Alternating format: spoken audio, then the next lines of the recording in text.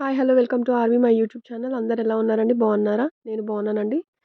మీరు బాగుండాలని కోరుకుంటున్నాను. ఈరోజు మనం గుడ్డు ఎలా చేసుకోవాలో చూసుకుందాము కొంచెం గట్టిగా.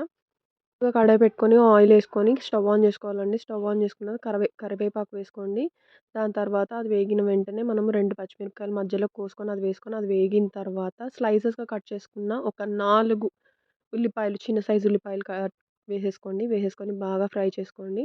ఫ్రై చేసుకున్న తర్వాత పసుపు వేసుకోవాలి. హాఫ్ టీ స్పూన్ పసుపు, ఉప్పు వేసుకోండి. ఉప్పు కూడా హాఫ్ స్పూన్ వేసుకున్నాను నేను. వేసుకొని బాగా రెడ్డిష్ బ్రౌన్ కలర్ వచ్చేదాకా ఉల్లిపాయలను వేయించుకొని ఒక గిన్నెలోకి 4 గుడ్లని కట్ చేసుకొని వేసుకోండి.